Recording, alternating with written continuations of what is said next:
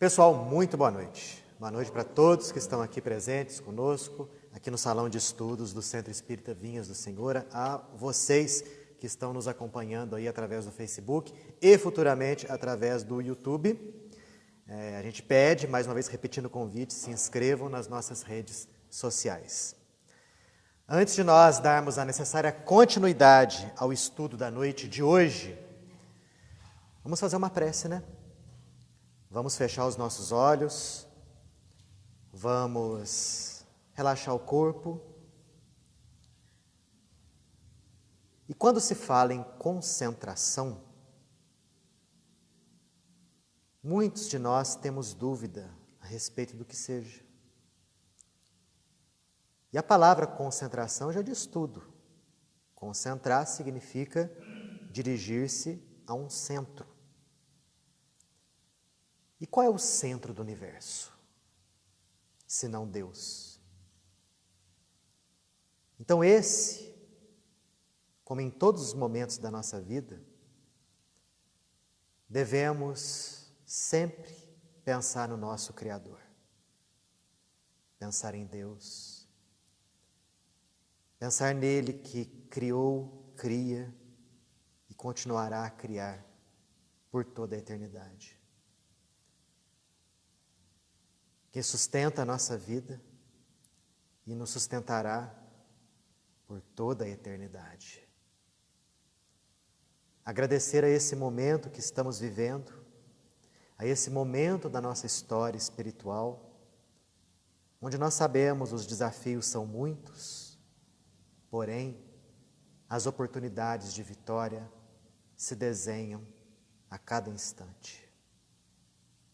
Já que é da vontade dele que todos nós atinjamos a mais absoluta felicidade. Momento esse de união, em que seremos um com o nosso Pai. Nessa noite, mais uma vez abordaremos assuntos atinentes à espiritualidade. E sempre que abordamos esses assuntos, obviamente as nossas vibrações se sutilizam.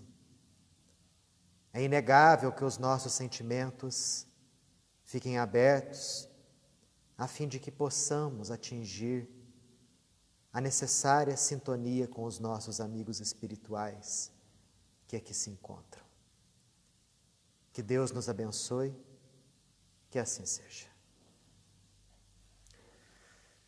Pessoal, seguinte, olha só, já estamos nos dirigindo à reta final do estudo do Livro dos Médiuns.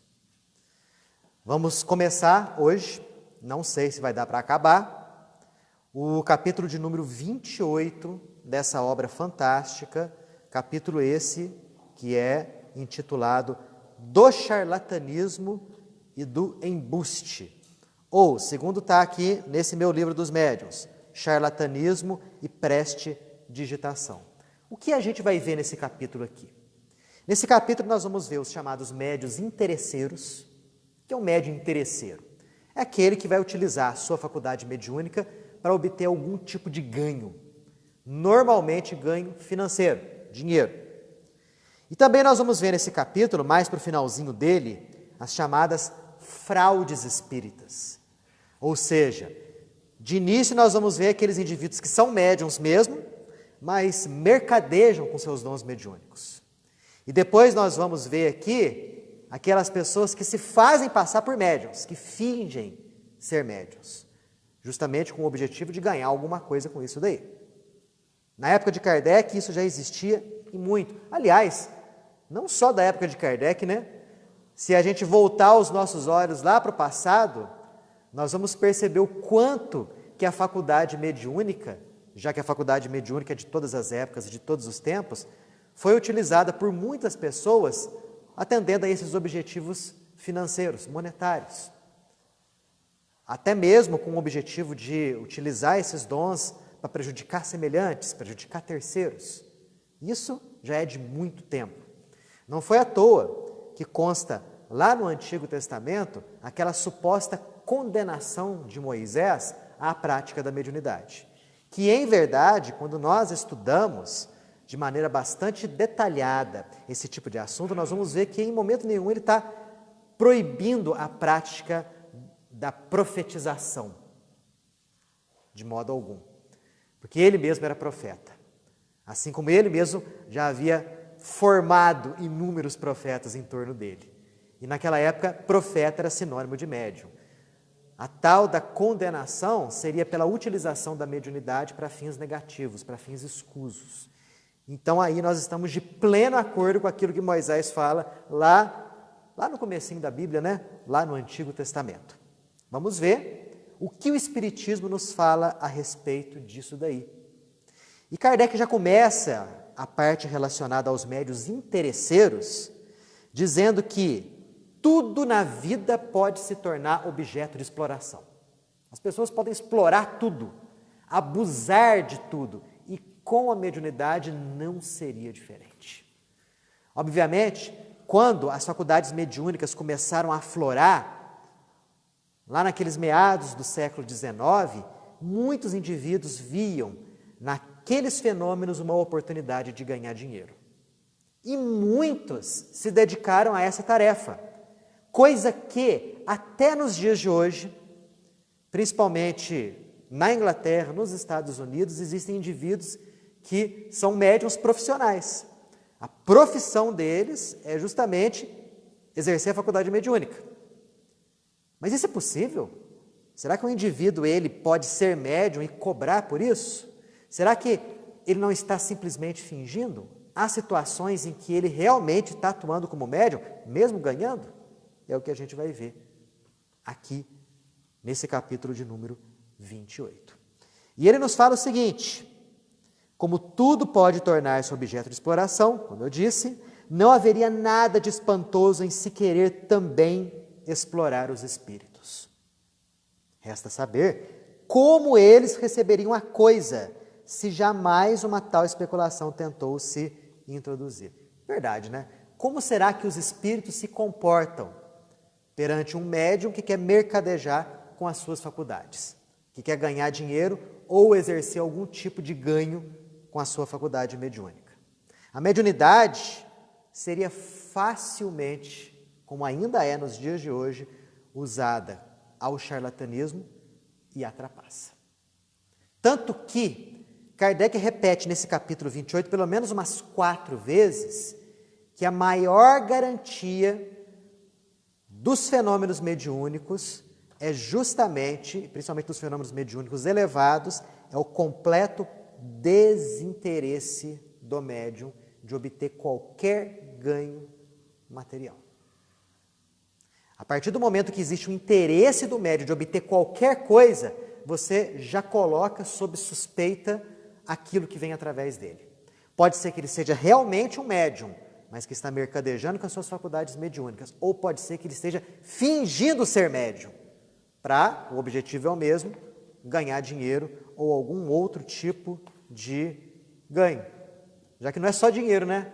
Tem muitas pessoas que querem simplesmente ganhar bajulação, projeção social e inúmeros outros ganhos mais ou menos inferiores quando o indivíduo se posta como médium. Aí, lendo esse capítulo de número 28, logo me veio à cabeça uma história muito interessante que consta no livro Trilhas da Libertação. Quem já leu esse livro está lembrado daquilo que eu estou falando, em que ele inteirinho fala a respeito do médium Davi, que é um nome trocado, obviamente, mas se trata de um caso real acontecido aqui no Brasil.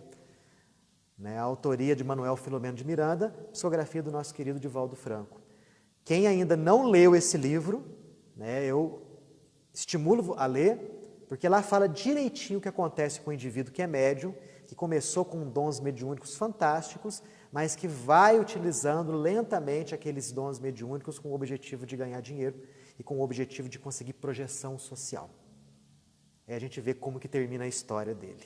É interessante ver o andamento e triste ao mesmo tempo, como que uma faculdade mediúnica tão bonita como aquela, ele tinha mediunidade de cura, se perdeu de maneira assim tenebrosa. O fim dele é realmente bastante triste, o fim material, ele acaba sofrendo um infarto. Já contei uma parte do livro para vocês. Mas, quem quiser ler, eu estimulo Muito interessante, muito bonita essa obra. Bom, suspeita-se quando um médium lucra com a sua faculdade. Mas isso não é prova de que ele é charlatão, é aquilo que a gente acabou de falar. O indivíduo que está lucrando de alguma forma, pode ser que ele seja realmente médium e esteja ganhando com aquilo, ou ele está fingindo ser médium e está ganhando com aquilo ali. Nossa, Daniel, mas uma pessoa médium que lucra, será que a gente pode ter algum resultado satisfatório? Há pessoas que cobram. Isso nós vamos ver daqui a pouquinho. Primeiramente, nós vamos ver aquele médium real, aquele sujeito que realmente é médium e que busca lucrar com a sua mediunidade. Nós estudamos até aqui que a faculdade mediúnica em si, ela é neutra. Nós sabemos que a faculdade ela tem raízes orgânicas. Portanto, ela é espalhada para todas as pessoas que a possuem em maior ou em menor grau.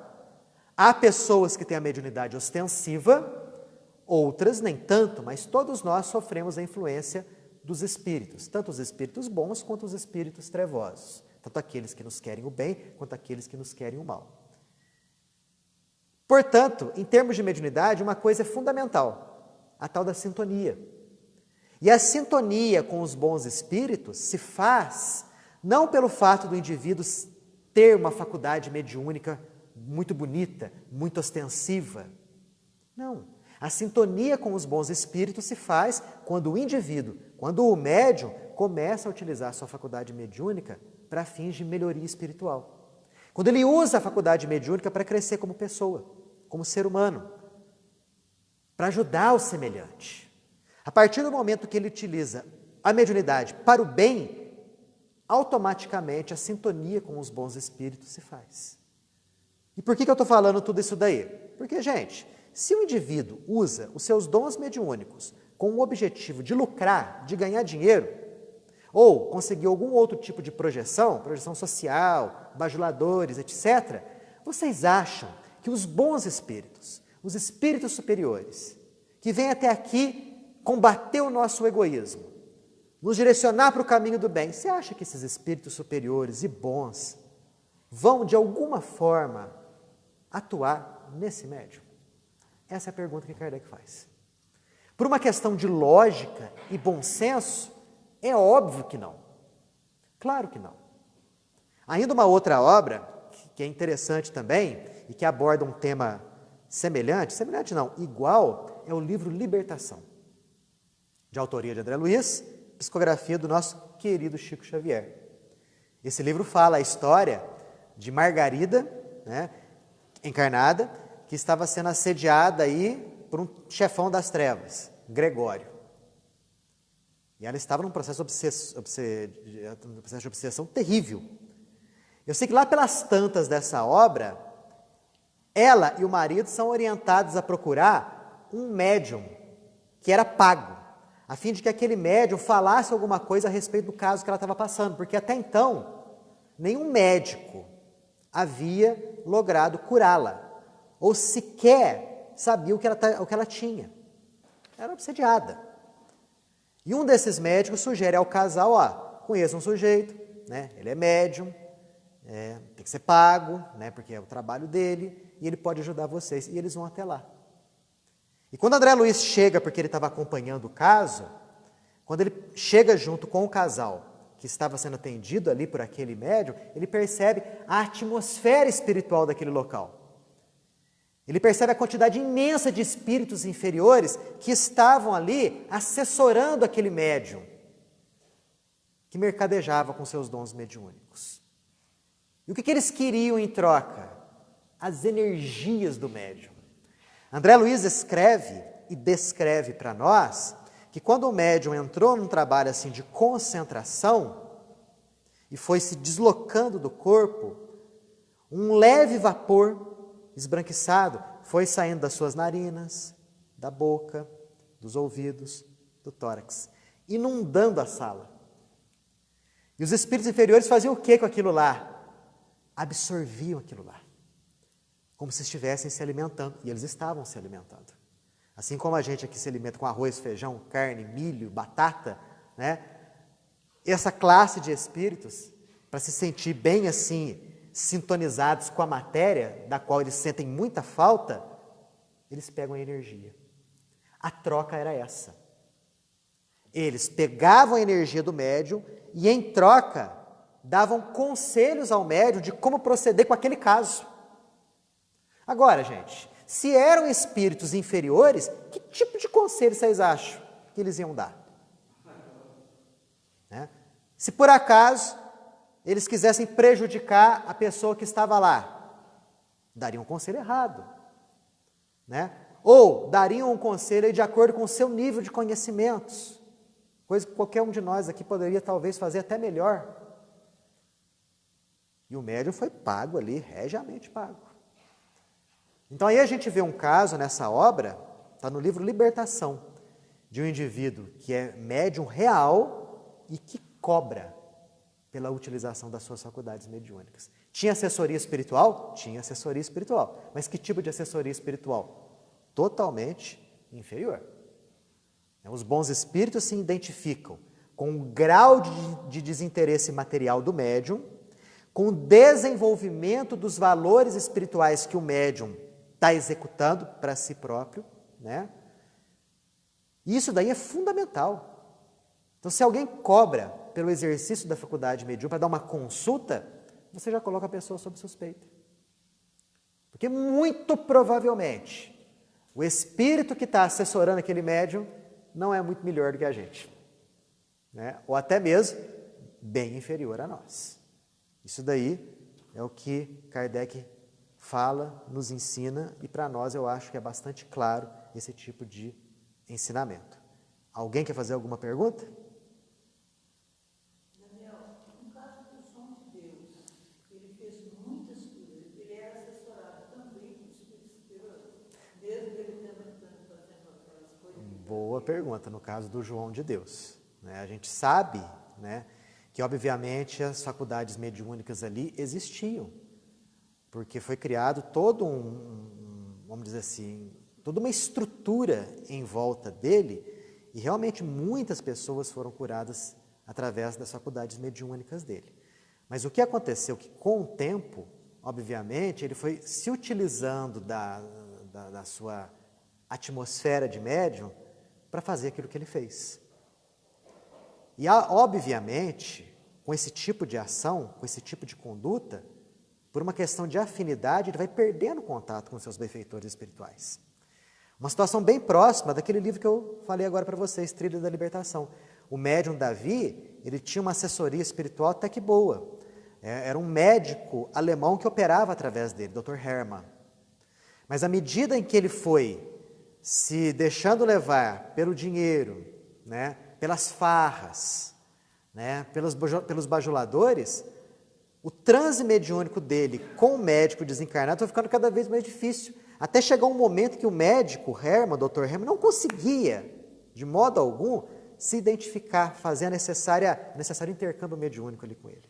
Foi substituído por um espírito trevoso, que estava procurando todas as formas ali, ocasionar a morte de alguém para provocar um escândalo nele. E com esse escândalo, atingiu o espiritismo. Então, por que eu estou te contando isso? Porque provavelmente o que aconteceu com o João foi mais ou menos isso daí. Né? Porque se a gente for ver o que aconteceu com a conduta dele, como que era, né? E estudando como a gente estuda aqui, a gente percebe que a sintonia com os benfeitores espirituais foi se perdendo cada vez mais. Aí vocês me perguntam, nossa, mas muitas pessoas iam lá. E muitas pessoas saíam até satisfeitas, curadas, tal. Os benfeitores espirituais, eles atendiam aquelas pessoas. E há de se notar também que não era só ele, era uma equipe também de médios que também trabalhava. E aí, esses médios podiam ser muito bem utilizados com o objetivo de ajudar uma ou outra pessoa que tivesse ali o necessário merecimento. Né? E, infelizmente, foi isso que aconteceu. Né? E não foi o único caso. Antes dele, vários aconteceram. E, infelizmente, depois dele, alguns outros tornarão a acontecer. Porque nós não podemos utilizar a mediunidade com esse fim, com esse objetivo, com essa finalidade, né, de obter algum ganho material. De modo algum.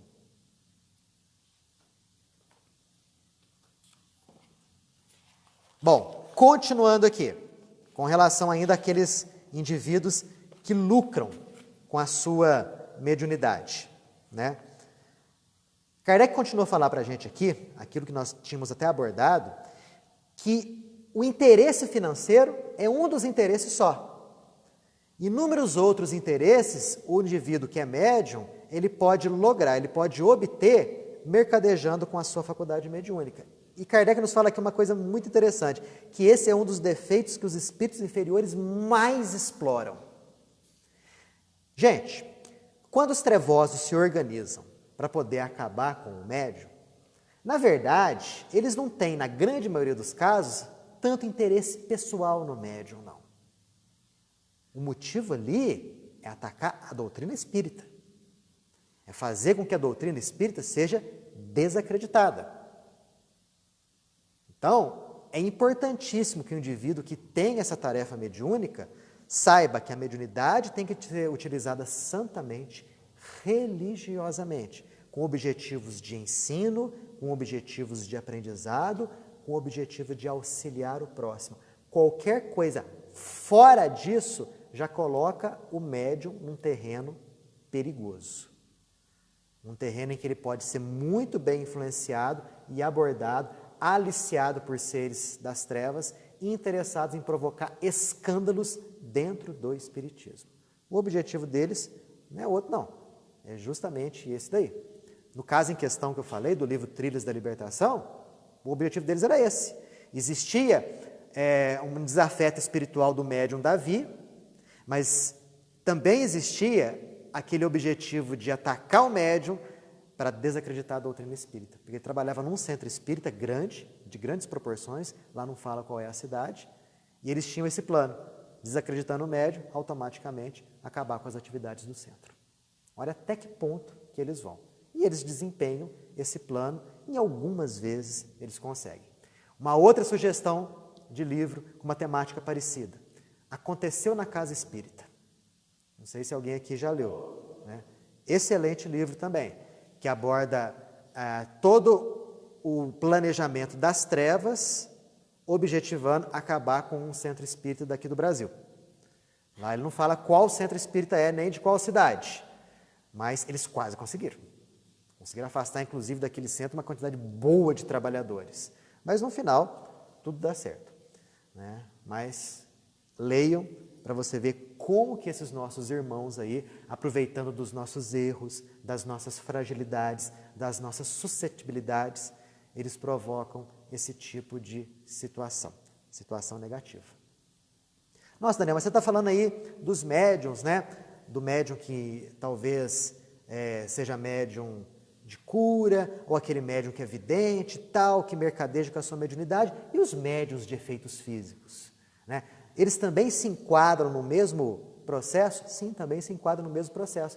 Kardec até fala que é até mais fácil para um médium de efeito físico, que quer mercadejar com a sua faculdade, conseguir espíritos para auxiliá-lo. Porque, normalmente, numa mediunidade de efeitos físicos, são os espíritos inferiores que atuam, por afinidade que eles têm com a matéria. Mas Kardec alerta que mesmo numa mediunidade de efeitos físicos, o indivíduo que é médium, ele tem o seu compromisso espiritual. Deve-se utilizar dos seus dons mediúnicos, mesmo numa mediunidade de efeitos físicos, com o objetivo de fazer o bem ao próximo, com o objetivo de se instruir, com o objetivo de se melhorar. E muitos, né, principalmente nos primeiros tempos do Espiritismo, onde brotava médium de efeito físico, tudo quanto é lugar, muitos se utilizavam desses dons com o objetivo de fazer shows, de dar espetáculo, de cobrar entrada. Na época de Kardec, existia uma dupla, os chamados irmãos Davenport. Os irmãos Davenport, eles nasceram nos Estados Unidos.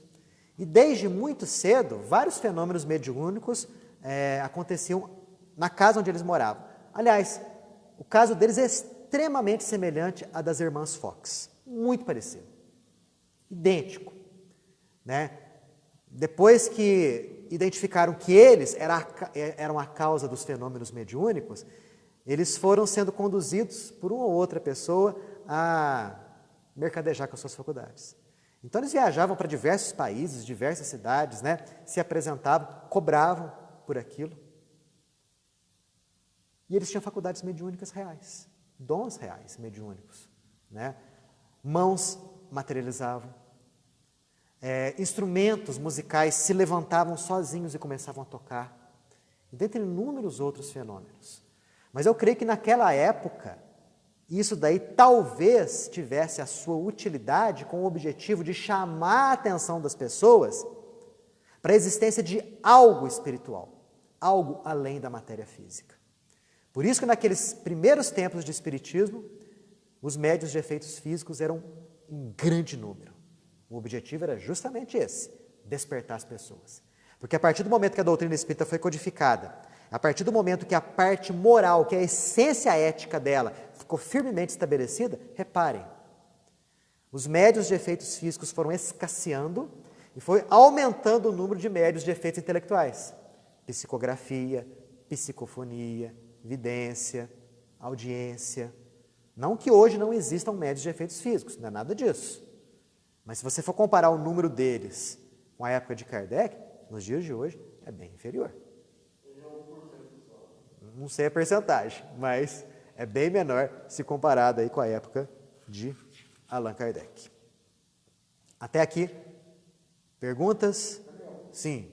Um lado positivo das investidas das trevas nos centros espíritas. Porque toda desavença que existe em um centro, como consequência, é a criação de outras casas espíritas. Porque aqueles membros que existiam um atrito, levaram os centros espíritas em outros lugares. Isso aconteceu, inclusive, parece que em Pouso Alegre. Não, mas assim, é muito comum isso daí. É muito comum isso daí. Um centro espírita, os trabalhadores, eles não concordarem com alguma coisa, né? Saírem daquele local e fundar um outro centro. Muitos foram fundados dessa maneira. Daí talvez a gente possa pensar que Deus sempre tira algo de bom de algo ruim, de uma situação negativa, de uma situação ruim. Pelo menos um outro centro espírita foi formado, né? Mas não precisava ser desse jeito. Não precisava, né? O interessante seria o seguinte, né? Os centros crescerem e os membros daquele centro decidirem fundar um outro menor, num bairro onde não exista um centro, onde haja uma certa harmonia, né, entre os seus membros, uma boa correspondência entre os diversos centros daquela cidade. Isso é que é importante. Mas uma coisa que estraga a gente indiretamente é a zona de conforto. Quantos centros espíritas, todo mundo amigo, bonzinho, amor pra lá, amor pra cá, tal, nada flui, só fica naquele ambiente. Ninguém vai para outros ambientes. Agora, quando existe um atrito, aí ocorre o crescimento. A gente pode falar o seguinte, o que a gente pode falar? Que aqueles que planejam acabar com a doutrina espírita, que são os do lado de lá, os trevosos do lado de lá, eles sempre vão investigar com detalhes os trabalhadores do centro espírita. Sempre vão, né? Porque eles são hábeis psicólogos. Eles sabem muito bem que naquele fulano ali, o que ele vai instigar é a vaidade. Naquele outro ali, o que ele vai instigar é a sexualidade. Naquele outro ali, o que ele vai instigar é o ganho material. E por aí vai, né? Então, instigando esse tipo de coisa e gerando inúmeros atritos entre os membros, é que acontecem essas rupturas. O problema é todo nosso. Fala assim, nossa, né, como é que Deus permite esses trevosos fazerem isso? Mas a gente abre o nosso campo vibratório para esse pessoal. A gente é que permite esse tipo de situação, né? A partir do instante que nós entendermos muito bem que nós espíritas estamos no centro espírita para melhorar a nossa condição espiritual, eu acho que muita coisa melhora. Porque ainda alguns de nós pensam o seguinte, eu estou no espiritismo para poder ajudar o espiritismo. Claro, né? O espiritismo é aquilo que os espíritas farão dele, já dizia Leon Denis. Mas, acima disso, estamos aqui porque precisamos firmemente melhorar, crescer espiritualmente. Uma boa dose de humildade, né, de resignação, de aceitação, ajuda bastante. Vou tomar uma água aqui.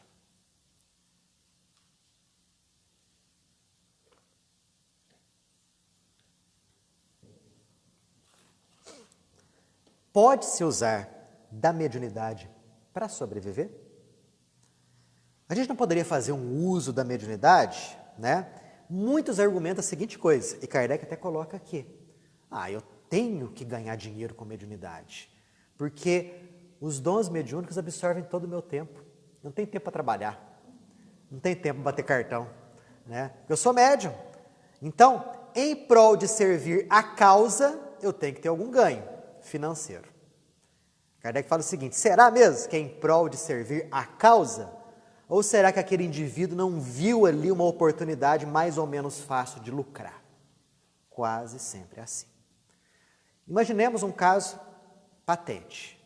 Chico Xavier. Chico Xavier trabalhava na Fazenda Modelo, né?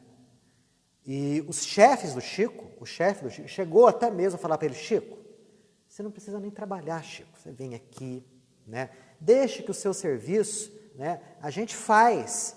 Você vai num quarto lá e psicografa, fica o dia inteiro psicografando.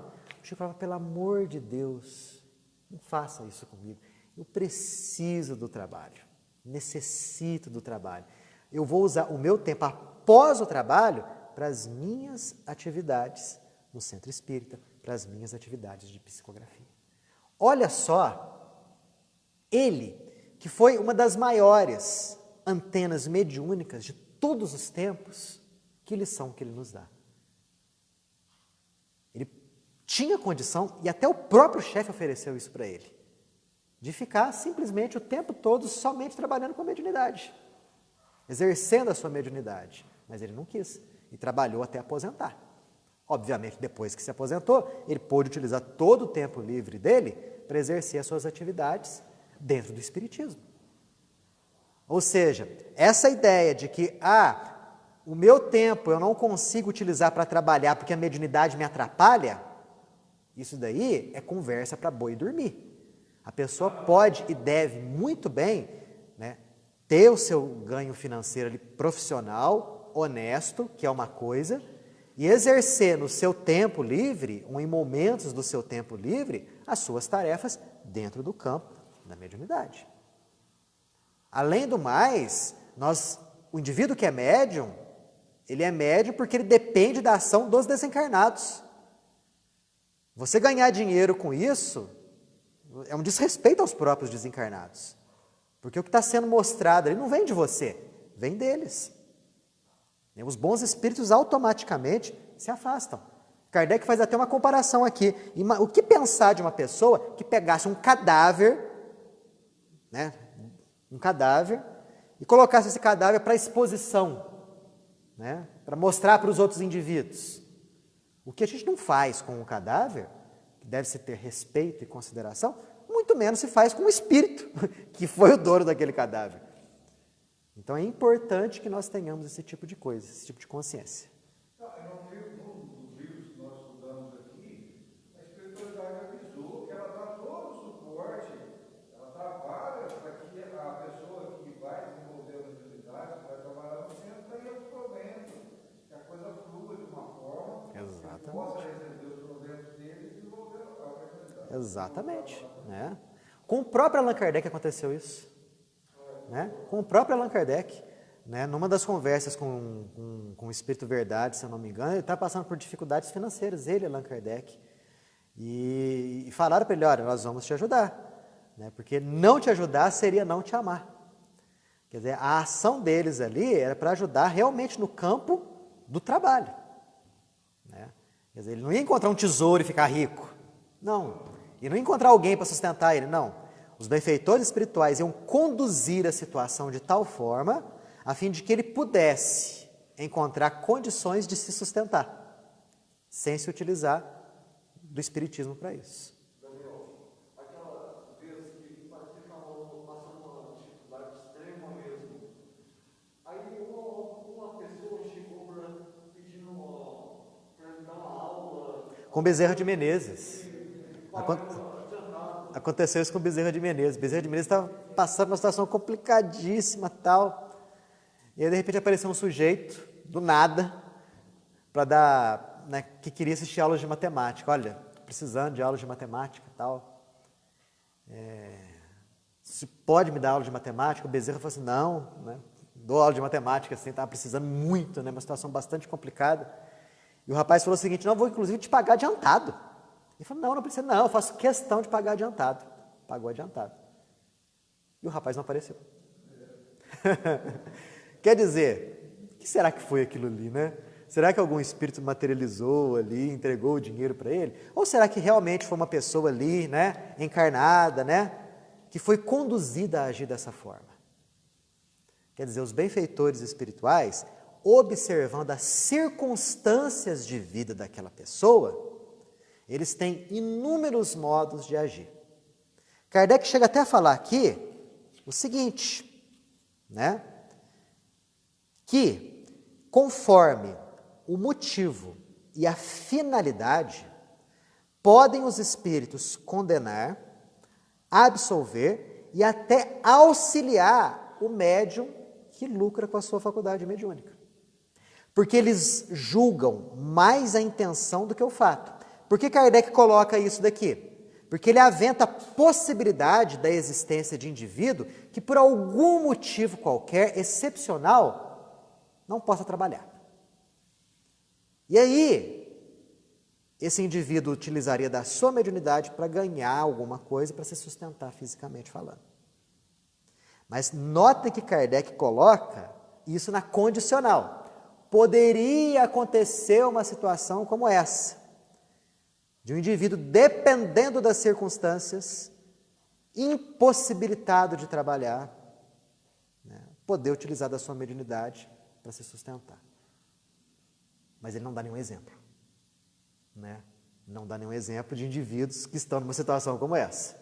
É importante ressaltar isso daí. É diferente do fato do indivíduo que, premeditadamente, já vai utilizar do seu dom mediúnico para poder ganhar dinheiro. Ver aquilo ali uma vantagem, fala assim, eu acordar todo dia cedinho, poder trabalhar, bater ponto, aguentar patrão falando no meu ouvido, né? De jeito nenhum. Bater cartão, peço demissão, vou trabalhar como médium. É diferente. Aí é bem diferente. Aí ele fala o seguinte, não, é que a mediunidade está me impedindo de trabalhar. E em verdade, não é isso. Na verdade é o quê? Ele quis se justificar, né? Quis abafar um pouquinho ali a voz da consciência. Né? Se passando de vítima. Então é interessante que Kardec até aventa a possibilidade de um indivíduo poder, de maneira honesta, trabalhar como médium. E como eu disse, ele colocou o verbo aqui na condicional. Na condicional. Ó, uso das faculdades anímicas. Olha que coisa interessante. Até aqui a gente está falando de mediunidade, né? Mediunidade pressupõe o quê? Um médium, que é aquele intermediário entre os encarnados e os desencarnados. Ou seja, sem espírito não acontece mediunidade. Você pode ser o melhor médium do mundo. Se não houver desencarnado, nada de fenômeno mediúnico. Mas e a pessoa que é portadora de dons anímicos? O que é um dom anímico? É aquele dom, é aquela capacidade que é da própria pessoa, que não tem nada a ver com seres desencarnados. Querem um exemplo? Kardec coloca aqui. Sonambulismo. No caso do sonambulismo, o indivíduo, ele poderia até mesmo se utilizar da sua faculdade sonambúlica com o objetivo de faturar algum dinheiro. Por quê? Ele está usando de uma capacidade dele, algo que não vem dos desencarnados. Nossa, poderia acontecer? Poderia. Teoricamente, isso poderia. Não tem espírito nenhum envolvido no caso ali. Mas aí eu te falo a seguinte coisa. Que tipo de assessoria espiritual um médium, aliás, um sonâmbulo, iria ter, agindo dessa forma? Bons espíritos? Espíritos elevados? Espíritos que vão auxiliar, instruí-lo, ajudá-lo, babá? Não. Obviamente que não. Somente espíritos de baixo nível. No caso que eu contei para vocês, no livro Libertação, o que a gente vê é isso daí. O indivíduo, ele libera o ectoplasma dele, né, que é a moeda de troca para os obsessores absorverem ali, e ele sai do corpo. É um transe sonambúlico. Só que ali mescla-se o sonambulismo com mediunidade, porque quando ele sai do corpo justamente para ouvir os palpites dos desencarnados. E aí, o que eu faço no caso dele? E aí, o que eu faço no caso dela? Como que vocês me orientam? E, obviamente, como ele mercadejava com a sua faculdade anímica mediúnica, ele só tinha ali para dar palpite espírito de baixo nível, e não espírito superior, e não espírito elevado. Então, mesmo no sonambulismo, gente, mesmo no sonambulismo, se você nasceu com isso, mas é uma faculdade anímica, utilize para o bem sempre. Porque sempre aquela faculdade vai estar mesclada com algum tipo de influência espiritual. Uma outra coisa, Kardec também coloca no Livro dos Médiuns, o indivíduo que é passista magnético. O que é um indivíduo que é passista magnético? É aquele que utiliza só das suas próprias energias para dar passe na pessoa. Kardec fala o seguinte, teoricamente o indivíduo poderia até cobrar nesse tipo de situação. Por quê? Ele não está utilizando as energias do desencarnado, ele está utilizando as energias dele, né? Então ele poderia muito bem se utilizar das próprias energias para promover esse tipo de situação. Poderia? Poderia, se fossem só as energias dele.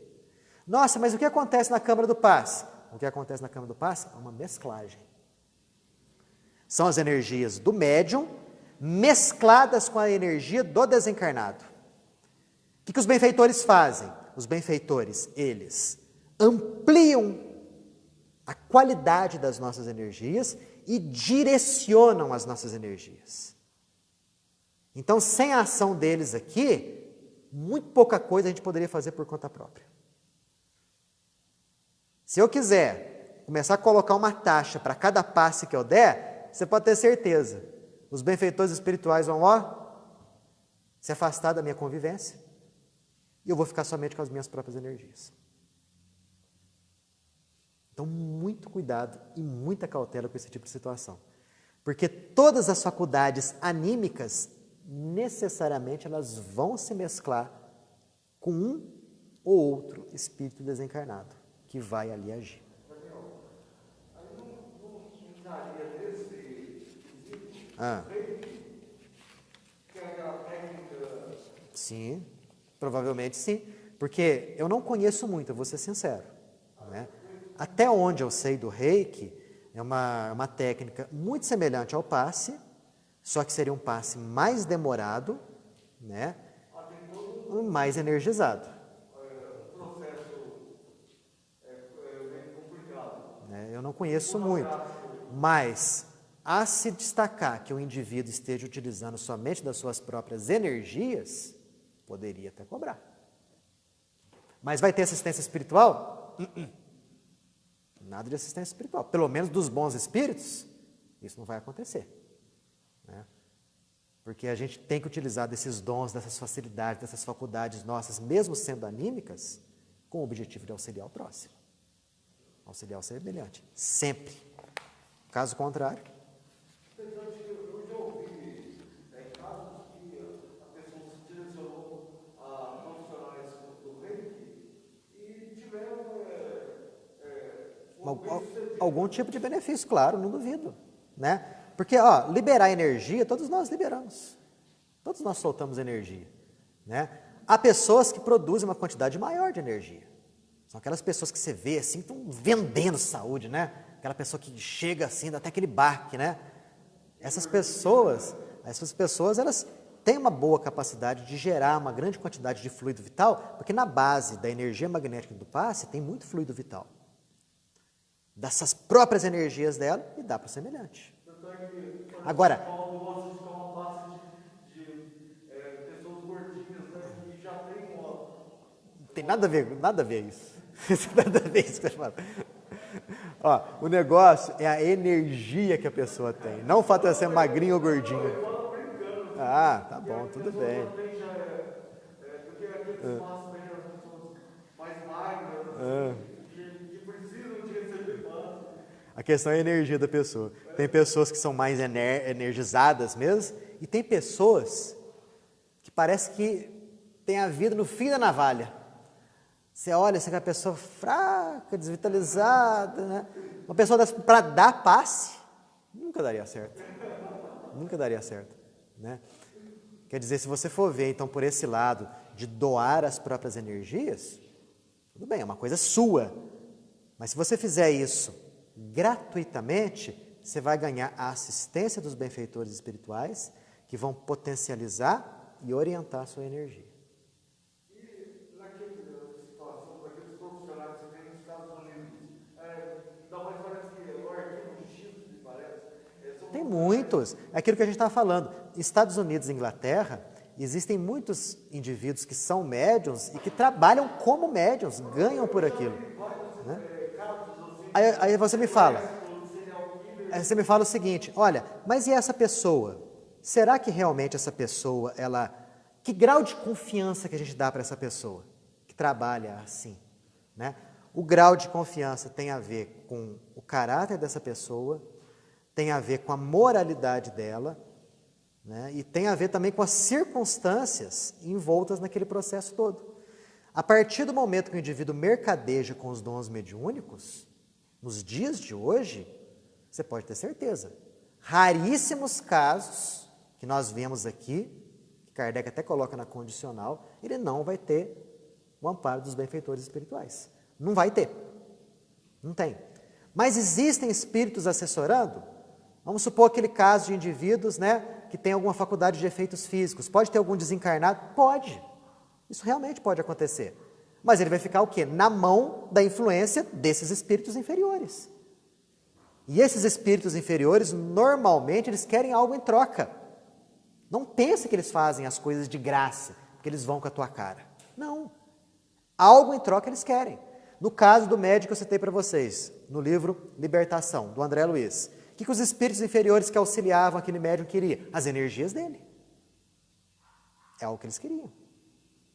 No caso das pessoas que fazem trabalho de magia negra, fazem macumba, existe toda uma assessoria espiritual ali, negativa? Existe. São eles, aliás, que desenvolvem todo o processo de energização negativa do alvo. São eles que estão envolvidos nisso. Agora, eles fazem isso por quê? Porque eles gostam do macumbeiro? Não, de modo algum. Eles estão lucrando com as energias dele e no futuro, quando ele desencarnar, vai virar um fantoche na mão daqueles que antes o auxiliavam. Um escravo, para não falar outra coisa, né? Quer dizer, é muito grave e muito delicado esse assunto. Desde a época de Kardec, ele já alertava para a gente desse tipo de situação.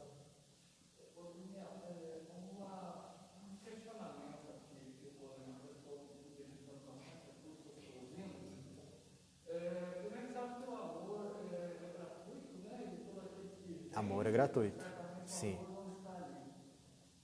Com todo respeito com aqueles nossos irmãos fervorosos que merecem o nosso carinho, se não, pelo menos os nossos esforços para nos modificar e como Santo Agostinho nos diz, que se a palavra ensina o exemplo arrasta, eu fico pensando um pouco, novamente dizendo, com todo respeito a eles e a todos, qual seria a sorte do médium que faz mau uso das suas faculdades, ou qual também a sorte daquele a quem procura penetrar no que certamente é impenetrável, que não de sorte, aquela coisa toda, e também refletindo aqui a misericórdia do Pai Criador sobre aquele indivíduo que está nesse caminho errôneo, quando muitas vezes ele permite se instalar no processo intermisso, demorado, de repente, como uma bênção, e que tantos nós vemos como algo Certo. Então, a sua pergunta, resumindo, é o seguinte. Qual é a sorte daqueles indivíduos que mercadejam com seus dons mediúnicos? É isso daí. Bom, a partir do momento em que ele está se utilizando disso daí para objetivos meramente pessoais, a partir do instante em que ele deixa de se sintonizar com os espíritos benfeitores e passa a se sintonizar com os espíritos inferiores, obviamente ele fica na mão deles. Ah, mas os benfeitores espirituais e o mentor espiritual daquele indivíduo tal, eles não vêm em campo de ação. E como eles não vêm em campo de ação, eles se afastam, embora façam de tudo a fim de fazer o seu pupilo cair na real. Nesse livro, Trilhos da Libertação, o médium Davi, em desdobramento espiritual, foi levado a várias reuniões mediúnicas que eram feitas no centro onde ele trabalhava, durante as madrugadas, com o objetivo dele ser esclarecido a respeito das atitudes que ele estava tomando. Só que nenhuma dessas ações logrou êxito. Nenhum ofereceu bom resultado. Por quê? Porque os benfeitores espirituais respeitam o nosso livre-arbítrio. Eles vêm, eles aconselham, eles orientam, mas quando eles percebem que o indivíduo não quer de modo algum, até mesmo por uma questão de própria sintonia, eles se afastam. Agora eu fico imaginando, Danilo, o grau de consciência culpada que esse indivíduo deve ter quando ele desencarna e percebe que poderia ter feito muito melhor com os dons que lhe foram ofertados. Mas deve ser assim uma crise de consciência absurda, um grau de sofrimento terrível, né? Dele pensar o seguinte: nossa, eu tinha capacidade mediúnica, eu podia muito bem utilizar daquilo ali para aliviar a dor e o sofrimento de muitos, ao mesmo tempo em que eu poderia crescer espiritualmente, eu utilizei para fins totalmente nefastos. A dor de consciência seria terrível, meu amigo, né? Por isso que é muito importante nós conciliarmos o estudo e a prática da mediunidade com aquilo que o Cristo nos fala, de sempre fazer ao semelhante aquilo que nós gostaríamos que o semelhante nos fizesse. Como você mesmo disse lá no início, né? Com amor não se mercadeja. E a partir do instante em que você se utiliza dos seus dons mediúnicos para ajudar o semelhante a crescer espiritualmente, nossa, você lucra muito com isso, espiritualmente falando. Daniel, eu acho que eu entendi muito bem a situação do sonambulismo. Uhum. Ele não é, a pessoa é sonâmbula, não é porque quer, né? Exatamente. Nasceu com aquela facilidade. Então, quando ele está nesse processo, ele sofre influência dos espíritos inferiores. Eu acho que eu não entendi. Você pode Num transe sonambúlico, o que acontece num transe sonambúlico? O indivíduo ele sai do corpo, né? Mas ele continua com facilidade a manejar o seu próprio corpo físico.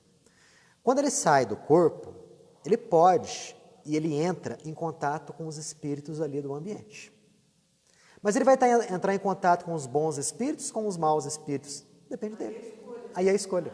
Depende muito da sintonia dele. No caso do exemplo em questão, o médium lá, ele saía do corpo e ele entrava em contato com que tipo de espírito? Espíritos de baixo nível. Mas por quê? Porque ele mercadejava com seu dom mediúnico, né? Ele lucrava com aquilo ali. Então, obviamente, ele ia ter contato com quem? Com bons? Não, com maus. Outra coisa, pessoa que é sonâmbula, às vezes desde pequenininha, pode ter certeza. Se ela trabalhar bem com essa faculdade anímica, ela logo desenvolve uma faculdade mediúnica. Normalmente uma faculdade de psicografia e muito mais comumente ainda de psicofonia. Psicografia e psicofonia. Então, não é dado para que a pessoa se exiba, né, ou lucre com aquilo. Ela tem que crescer espiritualmente se utilizando dessas faculdades. Mas até aqui a gente falou do quê? Do indivíduo que é médium e que lucra. E aquele que não é médium? E aquela pessoa que finge que é? Às vezes a gente vê na televisão, né? Hoje em dia nem tanto televisão, mais na internet. Aquelas pessoas que são os chamados mágicos, que fazem aqueles truques que você olha e fala o seguinte: não é possível que isso aconteceu. Como é que ele consegue fazer isso? Né? Não vou falar nem do Thomas, eu vou falar. Aquelas pessoas assim, que David Copperfield, na época que eu era moleque, o David Copperfield era no auge, né? Nas mágicas que eles faziam e tudo que ele fazia e tudo mais. Na época de Kardec existiam indivíduos como esse, mágicos. Os indivíduos que não acreditavam nas faculdades mediúnicas logo faziam a seguinte relação: poxa, se esse indivíduo é mágico, mas a gente sabe que existe um truque por detrás disso, as pessoas que falam que são médiuns, que conversam com gente morta, mentira, também são mágicos igual aqueles outros lá. São fraudadores. Gente, e pensamentos como esse, até nos dias de hoje, existem. Eu me lembro muito bem do padre Quevedo, em inúmeras oportunidades, falar que o Chico foi pego simulando faculdades mediúnicas. Só que ele nunca falava quando que isso aconteceu, em que lugar que isso aconteceu, se existiam testemunhas ali. Ele simplesmente jogava esse negócio para o ar. Hoje, muitos que não creem em dons mediúnicos vão por esse lado. A pessoa finge, né? A pessoa simula. Existem pessoas que simulam? Claro que sim. Se abusa de tudo, como Kardec falou lá no começo. Né? Ué, a medicina. Não existem pessoas que se fazem passar por médicos? Que são charlatães, né? Que fazem consultas, que receitam remédio, receitam tratamento, quando vai ver, nunca pisou numa faculdade de medicina. Mas é. Aqueles profissionais que colocam silicone. Sim, indivíduos assim. O silicone industrial é Ó, uma coisa gravíssima. essas pessoas que fingem ser médicos, só porque existem pessoas que fingem ser médicos, nós vamos ter que lançar todo um descrédito para a medicina como um todo? Claro que não. Não tem pessoas que fingem ali alguma capacidade? Tem, como no caso da medicina. Outros que vendem substância ali que parece com vinho e na verdade não é vinho? Quer dizer que não existe vinho de verdade, só existe vinho falsificado na Terra? Não. Aliás, uma coisa a gente tem que pensar. A partir do momento que existe algo falsificado, é porque esse algo falsificado quis copiar algo original. Não é mesmo? Não existe tênis falsificado? Sim. Por que existe tênis falsificado? Porque existe o original. Né? Existe um cigarro falsificado? Existe. Por quê? Porque existe o original. Então, se existem fraudes de indivíduos que se fazem passar por médios, é porque existem médiuns. Né?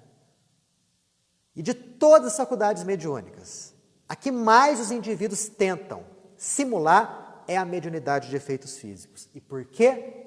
É aquela que chama a atenção do povo. O indivíduo lá, que fica quietinho na mesa, com a mão assim, psicografando, não chama tanta atenção quanto aquele que tem a faculdade mediúnica, que faz os móveis levantarem, né?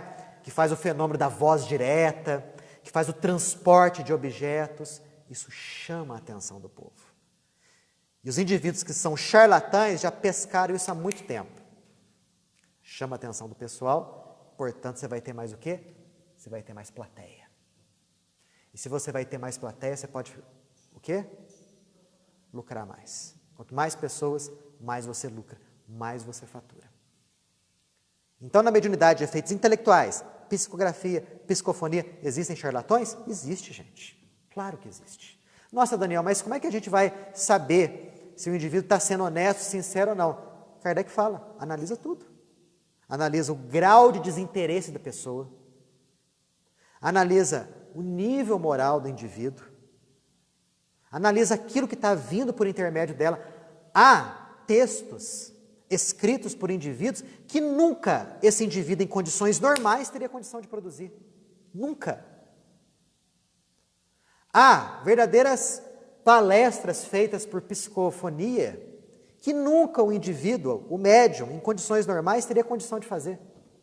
Quer dizer, quando você aborda a questão das circunstâncias e principalmente do desinteresse, a pessoa faz aquilo e não lucra nada, né? Aí você pode lançar um crédito àquilo. Agora, a partir do momento que existe cobrança, você já coloca o fato sob suspeita. Já coloca. E principalmente os fenômenos de efeitos físicos. Por quê? Muitos fenômenos de efeitos físicos são extremamente raros, difíceis de serem produzidos. O indivíduo que chega em vocês fala o seguinte: olha, eu sou um médium de efeitos físicos, todos os dias, das 5 às 6 da tarde, lá na minha casa, eu produzo fantásticos fenômenos de efeito físico. Já coloque essas pessoas sob suspeita. Porque primeiro a pessoa não pode prometer nada, ela é um instrumento. Quem faz o negócio acontecer é o desencarnado. Então você nunca que pode prometer que você vai conseguir executar algo em termos mediúnicos em tal dia e em tal horário. Se a pessoa falar isso para você, já lança aquela pessoa em descrédito. Provavelmente, a gente não pode afirmar, provavelmente é um charlatão. Ainda mais quando aquela pessoa, ela demonstra ali com muita facilidade faculdades extremamente raras. Kardec cita aqui. Uma das faculdades de efeitos físicos, das mais raras, é o surgimento do nada de objetos. Né? Vamos supor que eu fosse um desses médiuns, que trazem objetos de um lado para o outro. A gente entra em concentração aqui, tudo, tal. De repente aparece um vaso chinês do meu lado aqui. Né? Não estava aqui, de repente apareceu. São fenômenos que podem acontecer, sim. Já foi provado que isso é possível. Cientistas já analisaram o fenômeno, pessoas respeitáveis, né? Através de médiums totalmente desinteressados. Isso pode acontecer. Agora, a torta é direito? A pessoa fala o seguinte, não, na minha casa eu transporto moedas que vêm da Itália, vasos que vêm da China, né? Surgem coisas do nada, com muita facilidade, já coloca sob suspeita. Analisa o caráter da pessoa, o grau de desinteresse da pessoa, o que ela pode estar lucrando com aquilo ali. Nesse terreno a gente tem que ser realmente cético, nesse ponto. Um outro fenômeno, o fenômeno da escrita direta, fenômeno raro de acontecer. O que é o fenômeno da escrita direta? A pessoa pega uma folha em branco, dos dois lados, coloca essa folha em branco dentro de uma gaveta, fecha a gaveta, entra em concentração, depois de alguns minutos abre a gaveta, aparece um tanto de escrito naquela folha. É um fenômeno real, gente. Foi provado que isso pode acontecer. Né? Os espíritos criam a tinta que é depositada naquele papel, que forma as letras, as palavras. Agora, há espertinhos que fazem o seguinte, já ouviram falar da tinta invisível? Existe a tinta invisível, em que você, através de uma preparação química, você escreve palavras ou frases num papel em branco e o papel permanece em branco. Mas ao cabo de algum tempo, acontece uma reação química e aquelas palavras que antes estavam invisíveis, de repente o quê? Aparecem. Então, na época de Kardec, muitos charlatães faziam esse tipo de coisa. Usavam da tinta invisível para enganar muitos. Então, cobrou ingresso, pediu dinheiro, já coloca sob suspeita. Esse indivíduo provavelmente está querendo te passar a perna.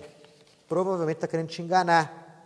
Essas imitações não são fáceis, de modo algum, de serem produzidas. Por isso que o codificador fala o seguinte, que as pessoas mais facilmente enganáveis são as que não pertencem ao espiritismo. E por quê? Porque quando a pessoa estuda o espiritismo, ela sabe muito bem as causas dos fenômenos e quais condições existem ali para aqueles fenômenos acontecerem. Então ela é mais apta a distinguir o verdadeiro do falso, né? A fraude do original. O indivíduo que não tem conhecimentos nessa área, ele é muito mais facilmente enganado. Muito mais facilmente. E as próprias pessoas que fraudam, elas sabem muito bem disso. Perguntas? Sim. Um exemplo de... não é uma materialização como você explicou, mas ocorre acho que transporte. Aquela moça que pegava um monte de algodão. Sim, sim. Quebrava uma magia negra. Sim, aquilo lá realmente é verdadeiro. Né? O interessante é que nesse caso aí, se analisava o recipiente onde ela estava, né? Onde ela trabalhava com algodão, via-se que aquele recipiente lá, de concreto até, né? Uma pia que ela trabalhava, uma bacia, sei lá. Né? Tinha também a peneira. E colocava os algodões lá, ao cabo de algum tempo, com a mediunidade de efeitos físicos dela, jogava álcool, peneirava, eu sei que fazia um monte de coisa, mas do meio daquele algodão saíam os trabalhos de magia negra, né? Que os espíritos traziam. Né? É lindo esse trabalho. Eu acho que até nos dias de hoje ela trabalha nisso aí. Até nos dias de hoje. Mas eu sei que na época, quando surgiu isso, acho que apareceu até no Fantástico, no Globo Repórter, não sei. O repórter foi lá, o repórter que analisou o recipiente lá, picotou o algodão, Foi ele que jogou o álcool e o negócio surgiu ali na frente de todo mundo com câmera filmando. Né? Tem, no YouTube tem isso daí. Hã? Adelarzil, o nome da mulher. Adelarzil. São José do Rio Preto. O Tuporão, lá no interiorzão de São Paulo. Né? Quer dizer, como você, filmando ali, como é que você pode fraudar? Como é que você pode ser charlatão?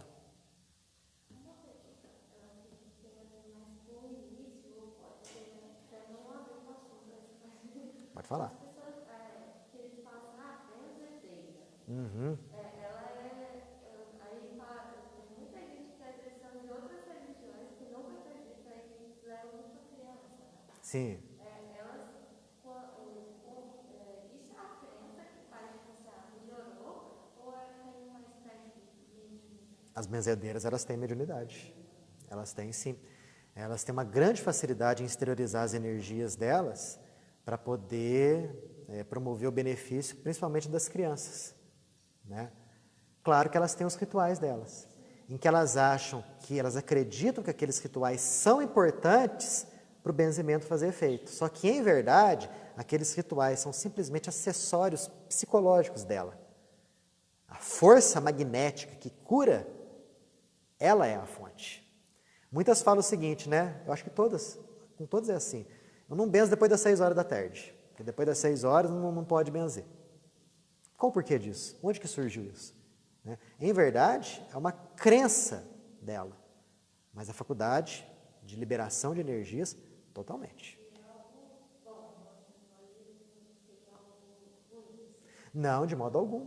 Tanto que a imensa maioria é tudo gratuito. Não, elas não cobram. É tudo gratuito. Eu me lembro do meu filho, acho que até que já contei essa história para vocês. O meu primeiro menino, né? A gente morava em Alfenas ainda. Foi agitado num grau assim absurdo, né? Eu acho que ele gastou 80% da energia dele nessa época, porque agora ele está calmo, quietinho, tranquilo. Mas ele sempre foi muito agitado e sempre demorou muito para dormir, muito. E a gente, além dos passes, levava ele numa benzedeira. Ela morava até perto do cemitério de Alfenas. E interessante que o Mateus entrava lá, todo daquele jeito dele, agitado, tal, nenenzinho ainda, pá, chorando. Aí ela fazia todos aqueles rituais, né? Pegava terço, passava o terço no menino, e virava o menino de ponta cabeça, isso e aquilo, um monte de ritual. Interessante que ela fazia a seguinte coisa, ela pegava folhinha de hortelã, e ela apanhava na nossa frente a folhinha de hortelã, né? Falava assim, olha aqui a folhinha de hortelã, como é que tá bonita e vistosa. E realmente, né? Bonita. E ela ia passando aquilo lá no menino, passando aquilo lá, as folhas iam murchando. E o Mateus saía dormindo de lá. Entrava agitado, chorando, saía no colo dormindo. Né? Quer dizer, a faculdade mediúnica dela ali, a faculdade de exteriorizar as energias positivas, ela não cobrava, nunca cobrou por nada, não. Realmente isso acontece, e existe. Sim. Como criança, eu tive alguns problemas importantes, porque na época não tinha condições de ir no médico, assim. Mas por motivos financeiros. E tinha uma benzedeira perto de casa, que eu fui lá, olha, eu lembro que ela pegava a folha de hortelã, mas que ela jogava cinza da brasa na água, rezava um monte de Pai Nosso, e tinha tudo. Não é que desapareceu o problema que eu tive, e foi um problema assim, relativamente complicado. Entendi. Ó, a minha mãe conta a história, que a mãe dela contava, a minha avó, de uma benzedeira muito antiga lá em Alfenas, que pegava um copo cheio com água, virava o copo cheio com água, colocava na cabeça da pessoa, e a água ia desaparecendo, até desaparecendo totalmente. E a pessoa saía boa. Né? A gente vê aí a mediunidade de efeitos físicos, aí a gente vê a liberação de energias positivas, só que elas têm esse ritual todo. E o ritual é totalmente dispensável. Né? Totalmente dispensável. Semana que vem a gente continua capítulo 29, reuniões e sociedades espíritas.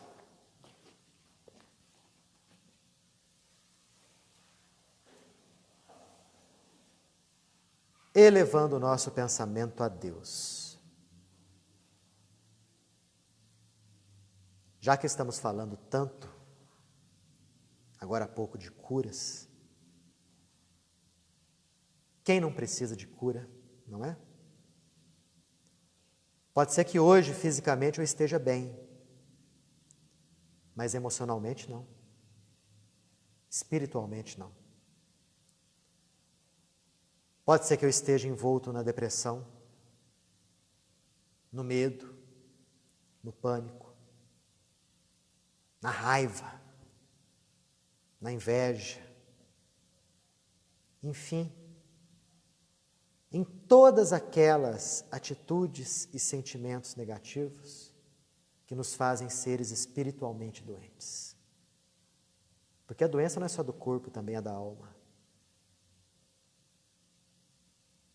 E vem a doutrina espírita nos mostrar que ela previne e ela cura. Através dos seus ensinamentos, nós vamos nos identificando cada vez mais com as lições do Evangelho de Jesus, que foi o maior médico de todos os tempos. E é assim que nós, a partir de agora, vamos imaginar que estamos saindo do corpo. Busque sentir isso. Imaginando que você deixa seu corpo e vai flutuando acima dele. E vai subindo, ultrapassando o forro.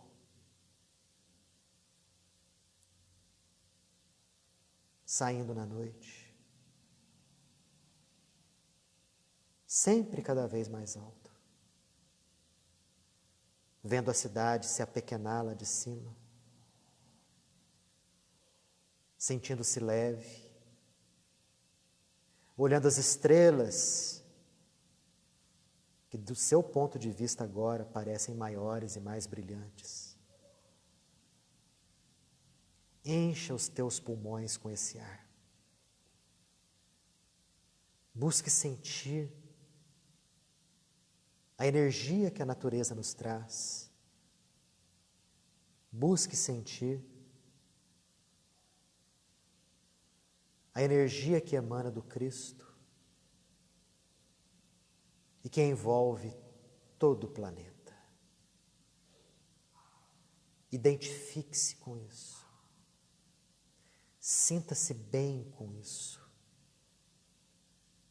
Saiba você que os teus desafios de agora são apropriados às tuas forças.